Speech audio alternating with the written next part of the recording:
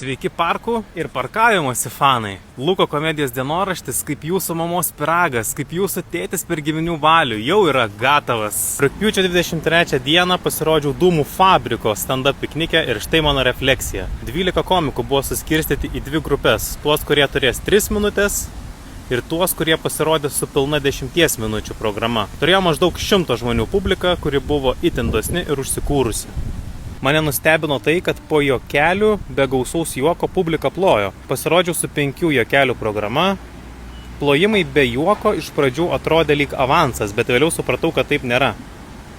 Renginys turėjo prasidėti 17 val, bet atvykęs pamačiau, kad bus pavėlintas. 3 valandas laukiau savo 3 minučių pasirodymo.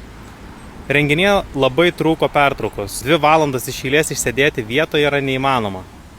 Žmonėms reikia pailsėti, nueiti į tualetą, parūkyti ir restartuotis. Pabaigoje publika buvo labai pavargusi. Aš vis dar nejaukiai ir keistai jaučiuosi savo naujoje darbinėje aplinkoje. Esu pripratęs prie to, kad greit susibendrauju su žmonėmis. Kol kas gero ryšio su komikais neturiu. Kokios to priežastys? Gal taip yra, nes tik 2 mėnesį to užsiimu ir komikai stipriai rotuoja. Gal dėl to, kad šiame darbe labai daug įtampos. Gal dėl to, kad tiesiogiai ir netiesiogiai esame konkurentai vieni su kitais.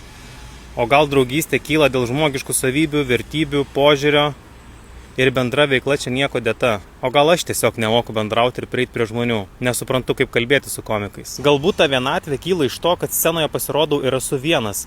Ir publiką matau instrumentiškai, tarsi žaisliukus, kuriems spustelijus pilvuką pasigirs juokas ir plojimai. Niekada nežinau, ką publikos galvoje paliko mano žodžiai, ką jie nuoširdžiai galvoja ir ar iš viso galvoja, ar tik reaguoja, plaukdami paskui. Ir net jeigu juokiasi, tai kodėl? Dienoraščio sau nevalia, dienoraščio sau nevalia praleisti.